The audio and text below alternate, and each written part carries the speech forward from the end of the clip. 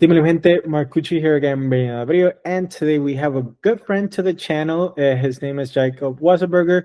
He is one of the politicians over there in Wyoming. He was actually, and if you go watch the first video that we did, he was actually the first politician to make a strategic Bitcoin reserve bill. We're going to be talking about that. We're also going to be talking about Wyoming Stable Coin Front, FRNT, how that's going, as well as a lot of different events. Wyoming is sort of becoming a hub. We were talking about that before we started the interview.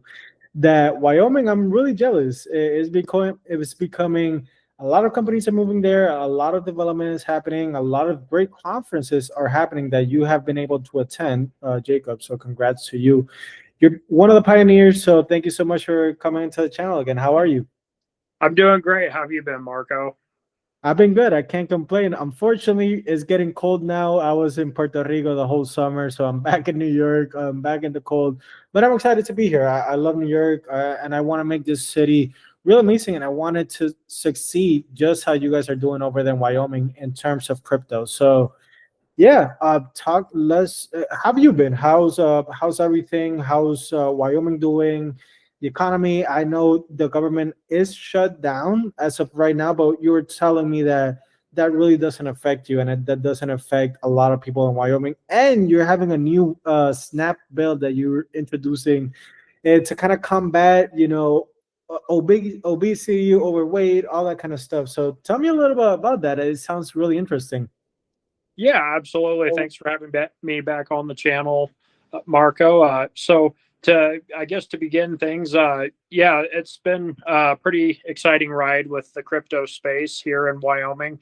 Last month in September, we had our blockchain and innovative technology committee, and so we were able to have some discussion about the new blockchain bill. So we actually did some amendments to the bill last time that it was in when we were in committee. So originally, the bill just had a backing for United States Treasury notes, and so before that actually occurred, Marco, I was actually in opposition of what we were doing with the stable coin because I said, well, why would somebody have any reason to buy this to, hold these coins if we're backing it with a debt note that over the long term is not going to be able to outperform the rate of inflation? And I know with you and me having our last YouTube interview, I spoke with you about the concerns I had with the Federal Reserve and how I had an interest for Bitcoin, so people were able to have free money and not have to worry about their money going to being completely worthless when the dollar finally erodes. Hopefully, we've got some new things happening to stop that from happening. However, I think it's still essential that we do have my Bitcoin bill. And as far as it goes with the Wyoming stablecoin, I think that we need to be innovating on that as well. But to get back to the point with what's happening with the amendment changes on our stablecoin is it's no longer 100% backed by treasury notes. Now we do have a backing for securities in the coin as well. So our management team who runs our investments here at the state of Wyoming will now be able to invest into stock companies, publicly traded companies, which will actually help combat the issue with inflation. And so the coin is actually pretty exciting. I think after being able to get that discussion, one of the concerns that I brought up when we were having the discussion about the bill was, well, I explained the same example with the Federal Reserve is how do we know that people aren't going to put their U.S. backed dollars into it and we start creating a bunch more of these coins. But according to what was addressed to me is that they don't have a printing machine and that they would not be able to make more of these coins. It would require a $1. Yeah, I know. Hopefully they're keeping their word on that. I'll be making some adjustments to that, and I'm pretty sure I'll have the people behind me if that is not the case. But as of right now, that was the explanation to me, is that they're with the blockchain on what they call the cattle guard blockchain. So, if you think about Wyoming, we have more. At one point in time, I'd have to check the statistics, but we have more cattle in Wyoming than we do people. And so, cattle guard makes sense for our blockchain for our Wyoming Stable Token to be running on. And so that's pretty exciting, though, having the ability for our team to be able to back it with security, so we are able to combat the rate of inflation. And I've had the opportunity to talk to them too about possibly backing it with, Wyoming commodities like oil and coal, or having Bitcoin implemented on there as well. And they said they believe that would be up for discussion. So I mean, I'll tell you a little bit. I could give you all of the answers in one talking, but no, I know you had a list of questions there, so I won't spill the beans all in one paragraph for you. But so I'll end the note on that and give you an update on what we're doing with our SNAP benefits waiver bill. Is last year I was actually, Marco, also the first person in the country to run a bill requesting a SNAP benefits waiver request from the federal government to. Were you? No way, really? Wow. Yep, yeah. If you look it up, I was the first person to run a SNAP bill, and I was the first person to run a Bitcoin bill. So I don't know how I come up with these new ideas, but I guess I can be proud that I'm thinking outside of the box. Maybe, I don't know. But so to get back to the exciting thing with the SNAP benefits waiver bill, is I ran that last year in the legislature. And what that bill does, for the audience that may not know, the intention of the bill is for us to ask the federal government if we can exempt candy and soda off of our SNAP benefits program. And so we can work towards making a healthier nation. If we're not going to, if that goal doesn't happen, at least so people can start using their own money to buy SNAP. And just as the definition or the state or what SNAP stands for is a supplemental nutrition assistance program.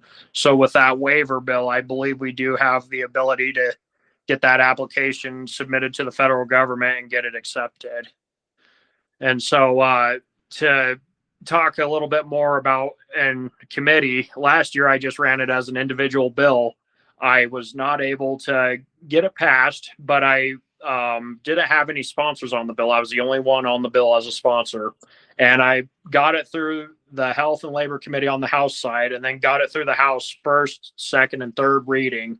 And then it died in the Senate committee when we had some of our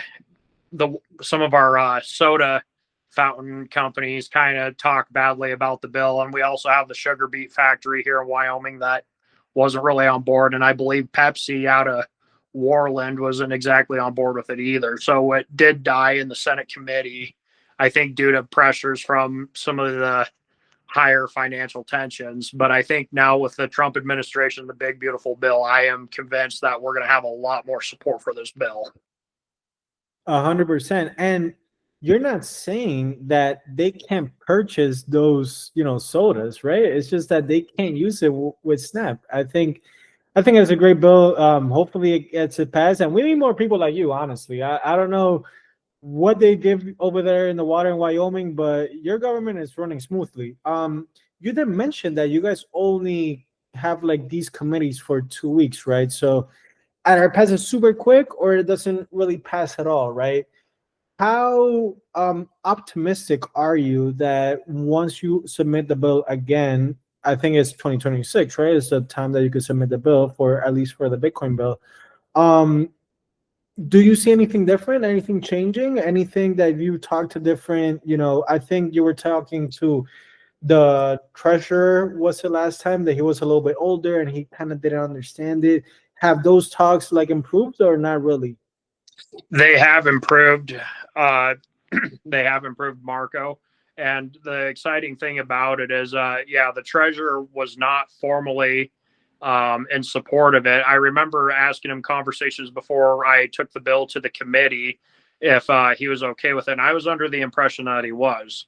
But then when he went and spoke, I kind of got a different impression. I'm not entirely sure what he was aiming at when he went and presented. I wasn't fully aware if he was on board with it or not. I designed the bill to be so at the treasurer's will, he could choose to invest up to 3% of the mineral funds into Bitcoin. But after the testimony that he gave, we also had Patrick. I want to say the first name was Patrick. He was the main guy from the investment funds committee, but he came and spoke out against the bill and talked about the risk of the volatility of it, which, I mean, I could give my argument about why we have the safeguards in place for it, but he argued about the volatility of the coin and how it could be a substantial loss if we allow people to invest in it. So he opposed the state funds investment in Bitcoin. Patrick And Fleming. Patrick Fleming, that's correct. Yeah, Patrick Fleming. And it was I believe he was resigning 6 months after that bill anyway. So I mean, I don't think the committee really realized when he was leaving his job, but if he comes and testifies again, I don't think his opinion is going to be taken as seriously as it was last time. So but I have had conversations with the treasurer here recently. We did have our treasurer's conference here back in August, I believe it was.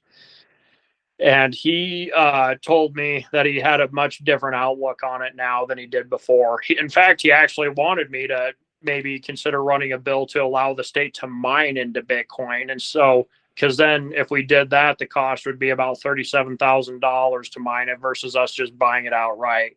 However, that I'm going to tell you my pushback on that, though, Marco. The reason why I'm not on board with that is, my question would be to everybody, is it really the government's role to be mining Bitcoin? I mean, should we be mining gold too? So I just think that needs to stay in the private sector, and the government should be focusing on rights and protecting our people and their ability to be able to use a currency faithfully and trustfully, and be able to trust that the government is interested in protecting their rights. So funny thing, the last time we spoke, it was in February, almost 8 months ago. Time flies by. But the price of Bitcoin at that time was $54,000. So imagine if the bill would have passed and the state of Wyoming could have had all those gains, right? That's like almost like a 50% or 100% increase. Yeah, absolutely. Well, and I actually have the statistics on my phone, and I can share them with you after we're done with the interview. The last time I looked at it, Marco, I think the opportunity cost with just a 1% allocation, we were looking at nearly $400 million. And we did a property tax cut for 25% this year.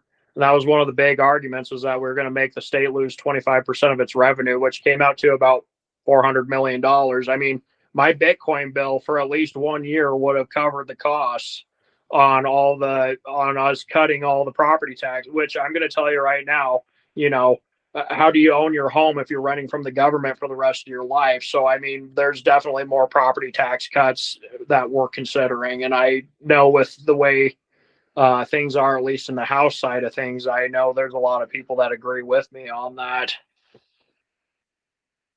Yeah, so really interesting. And you mentioned that you don't know if the state should start mining Bitcoin or the government should start mining Bitcoin. I really don't know the answer for that. You made me think about something. So I want everyone in the comment section down below, let me know if the United States government should be mining Bitcoin. I personally don't see anything against it. There's other countries that are mining already. El Salvador is doing it, Venezuela. I know Russia, China. There's a lot of countries that are mining it to success, right? And there's also the private sector. So if it's private / like government funded, I don't really mind it. Whatever the government decides to do. But I do agree with you on that. So let's talk now about Front. Have you used it? Do you like it? How are businesses doing it? Can you spill the beans? I need to go over there to Wyoming and see it for myself. I'm gonna go visit you one time, but for right now, for the people that are not in Wyoming, or even for the people that are in Wyoming that are watching it, your family and friends are watching this interview, have you been able to use it? What's the experience like? I haven't used it yet, Marco, so I know a lot of people are kind of waiting for the big news if we're actually using it here in Wyoming. And as of right now, it's not really there just yet. The last update I've had is that you can get on Kraken and buy Wyoming Stable tokens right now. So we do still have to get the blockchain set up for places like the county treasurer or the county treasurer's office, the county clerk, things like that. The interesting thing about it that I find appealing, that I think maybe will give people that incentive to start using it, is when you go to the county clerk to buy the title on your home. If you're using Wyoming Stable Token, you're not going to have to pay that convenience fee that you currently use with when you use a Visa card or Master. So while I still think there's a little bit more innovation that we need to do to really get the public on board with this.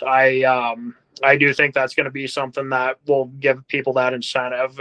Also, possibly making it easier for transactions to happen between houses, between cars. Eventually, we'll be able to get that on the blockchain where it can get submitted real quickly to the county clerk's office, and people won't have to deal with the headache of the long wait lines at the county clerk's office to make these bigger transactions.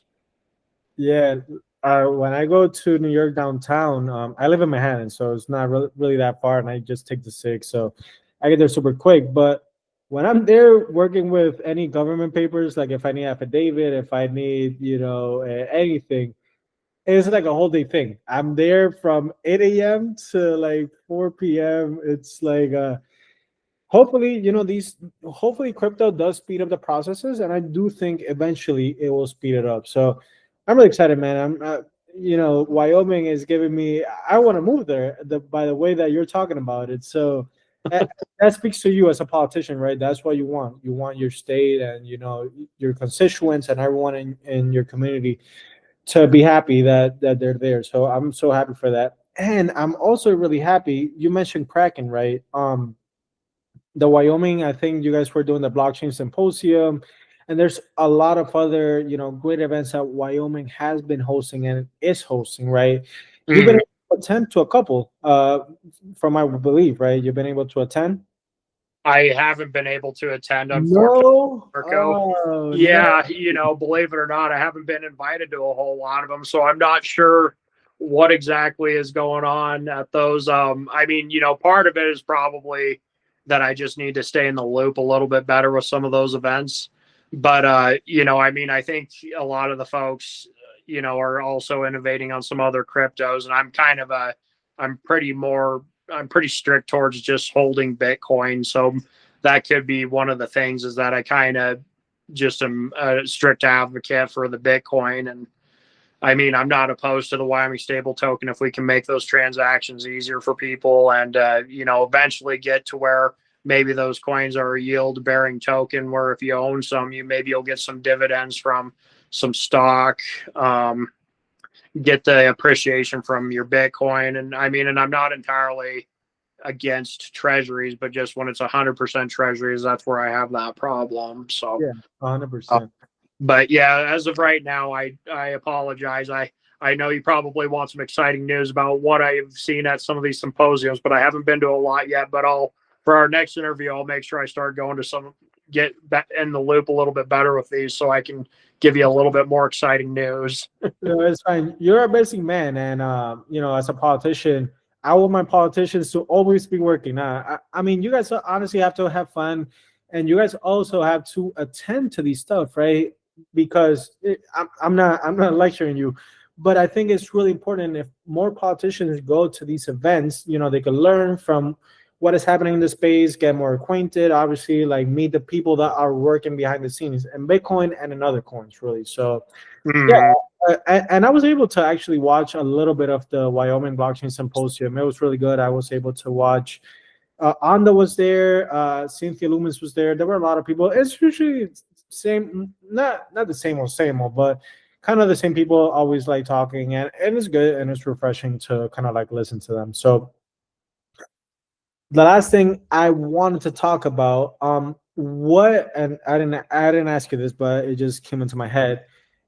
What do you think of the market structure bill? The Clarity Act, the Genius Act already passed. That's a stablecoin act bill. What do you think about the Clarity Act? If you have any thoughts, when do you think it's going to happen? Right now, with the government shutting down, it's really hard to like pass all these bills, pass all the market structure. um and they're fighting. I saw today, I don't want to mention it, I don't want to talk about it, but there was like some huge, you know I honestly thought crypto was going to be like bipartisan, but unfortunately it is leaning more towards like Republicans as opposed to Democrats. Whatever, I don't really want to get into that, but what do you think is going to happen with the Clarity Act? Do you think it's going to pass this year? Are we going to get market structure this year, or is going to extend all the way up to next year? What do you think?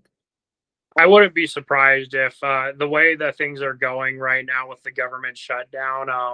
I know people would love to get their hopes up that we can start getting some structure in place this year. But I mean, if you are familiar with the government, Marco, it operates very slow, and even at the federal level, or well, and even here in the state level, it does operate very slow. So I mean, just knowing the way that things are going with the shutdown right now, I mean, if we go into November, I mean, I'm under the impression that we're going to have issues getting the federal funding to even fund like the SNAP program. So, I mean, I would imagine that there's going to be some type of solution done for that way. So we're not just, I mean, I know I want a bill where we can have people that are able to be a little bit healthier. Well, at least if you're going to, buy that stuff, you should do it with your own money. But I do believe it is our intention to make sure that people are getting fed. I mean, I know from my angle of the world, we'd kind of like to see charities take this responsibility on more than in the government, but you can't just pull the rug right underneath of it until you have the structure in place. So, I mean, I wouldn't be, yeah, I would bet you $1 that it won't be till next year. I could say that with a lot of confidence. No, oh my God. Yeah, so I mean, it's unfortunate how that works sometimes, but yeah, government operates very slow, and I mean, it does suck when you got really good things out there, but at the same time, I mean, it's probably better that we have a slow operating government than a fast one, because I mean, sometimes you get these bills and just not everybody really fully knows or understands what a bill does, and I mean, if it just gets through really quickly, then you've got really bad policy. One of the big things I've learned in government, Marco, is I don't know if you've ever worked for a corporation where you thought, man, that doesn't make any sense. Why did they, implement that? But I'm learning that in the government as well, that something might look good on paper, and then when you physically implement it, it's like, what were you thinking? You ding dong. So, yeah, I mean, it's probably for the best that things do operate slowly. Unfortunately, sometimes like the structure for our Wyoming Stable Token and what they're doing on the federal level. But I mean, for the better of things, for everybody to fully understand what's going on, I mean, it's probably better that it does operate at the speed it does. No, 100%. And we're laughing here, but it's really unfortunate. All the people in the military.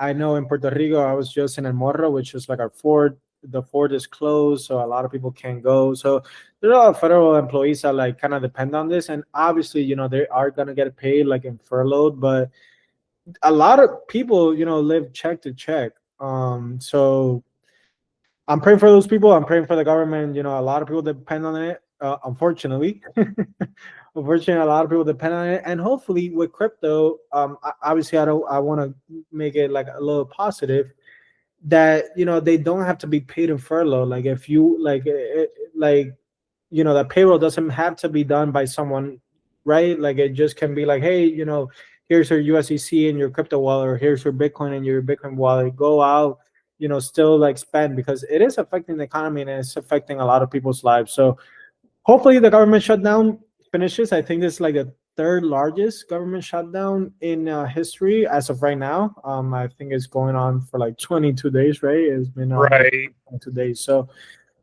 hopefully everyone can start working again. Hopefully we can make a more efficient government, and hopefully your bill is passed sometime soon, as the Bitcoin bill and the SNAP bill, to make Wyoming more accessible, more affordable, have better investments in Bitcoin and precious mineral and cattle, I laugh when you say the cattle stuff because my best friend, he's from a town in Puerto Rico called Atillo. If you ever go, there's also more cattle than people in that town. So they even have a big sign. They have like a big sign, like more cattle than people. I swear to you. Wyoming's never bragged about that before, but I mean, it'd be some. I mean, well, we don't really want. There's a lot of people here that like to keep it rural, so that's probably why they don't advertise it. Yeah, I have a question. Is the meat over there good? Like it's like you guys have like good beef over there? Like So, pause.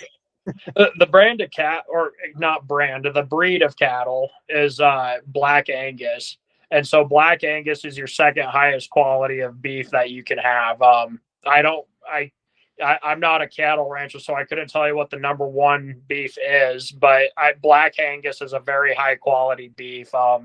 We have the Rib and Chop House here in Wyoming, and they use certified Angus beef, which is supposed to be a really high quality beef. I don't know if you've ever been to like a rougher country like Nigeria, for example. My wife is originally from Nigeria, and they have beef there too. But I mean, and you'll notice the difference in the beef there versus the beef here. It's a lot tougher. So the ox, I can't recall what the name of the cow is, but it's got a very long horn, and it can tolerate really really hot temperatures. So the Black Angus, it does a lot better in the colder temperatures. But I mean, when you look at their cows versus ours, they're skinnier, they look a lot tougher, and I mean, I'm sure you got to do a lot more work to get meat out of them versus a Black Angus cow here. So I mean, maybe that would help with our weight issues here. Maybe not, maybe not everything is bigger in Texas. Maybe it's bigger in Wyoming. Who knows? It's possible. I mean, well, I guess I'm not. When I say that, I'm not throwing our ranchers under the bus. I mean that beef is. I would argue that beef is good for you. I mean, I suppose if you're like me and you like to eat, then yeah, you're gonna have a belly. So.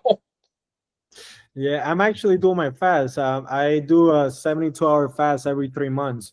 So I'm in the last day of doing it. I break it tomorrow. So The longest I've ever gone was over a day, and man, you're tough. I'll tell you what. I'm trying so hard to get to where you're at, and it's hard to do that. yeah, you start with a day. Honestly, you start with hours, right? Like if you could do like 12 hours, then you go to 14 hours, 16 hours. Like it's all about dedication, right? And I'm gonna be honest, I've been fasting since I was little. I used to not eat in my cafeteria. I hated the food in the cafeteria. So, and I was an athlete, so I would honestly maybe like I would drink water here and there, right? But I've been doing this for a long time, so it's not really easy. So I believe you're gonna get there eventually. But yeah, I think we've had a great chat. Honestly, I really enjoyed it. You, as always, really charismatic. You have a lot of great bills. You have so much forward thinking. Is actually the people in Wyoming deserve someone like you. So I'm really happy to call you one of my friends. So yeah, any last thoughts? Anything you want to share until the next interview? When your bill is passed, you're gonna be the first. You better not have anyone lined up. Like your PR people cannot. You cannot do an interview before it's with me. No, I'm kidding. You can do whatever you want. But I'm really happy and looking forward to all your bills getting passed. Any last thoughts to your constituents, people in Wyoming, all over the state, and forever who is listening? I would, well, Marco, I'd just like to say thank you for having me on your show. I've enjoyed both interviews that I've done with you. I've enjoyed getting to know you. I could say you're my friend as well. If you ever come to Wyoming, let me know. If I make it out to New York, I'm going. I'm going. I'm going. And whenever you're in New York, my house is your house. All right. Well, yeah, let me know when you make it down here. I'd love to meet you. If I ever make it to New York, I'll be sure to let you know. But yeah, I guess a key takeaway is, yeah, I'd like to run that Bitcoin bill again. I do have the SNAP bill and one other bill for a constituent here in the city in the pipeline. So I'm going to be trying to get all three things done. We got 23 days to do it. So I don't know if it will get done as much as I'd love for it to. But I think the people and the legislature are starting to realize that it is a necessity to have it so we can protect ourselves from a crashing dollar. And I know after my bill died in the Minerals Committee the last time that there was a big conversation about it afterwards. So I think people are kind of starting to have second thoughts about it. It just takes a while to get people up to date on what is going on. So thank you for having me here, Marco. No, thank you so much. And before I leave, the dollar, since you and me talked, has gone down 10%. So yeah, your bill is super necessary. Thank you so much for what you're doing for the great American people. So thank you so much. Thank you for everyone that has watched thus far. Please leave a like, comment. Jacob, where can they find you? I know you're a really busy person, but your email, or how can people find you if they're in Wyoming and they want to talk about, this bill or any other bills that they want to talk about? Yeah, so my email is jacob.wasserburger@wyoledge.gov. And my phone number, I can get you my phone number in a minute. I'm sorry, you'll have to excuse me for 1 second here. I can get my. I'll put it in the description down below. Don't worry. Okay. Yeah, and if you need to get a hold of me, my phone number is available, and anybody can get a hold of me on the 307-286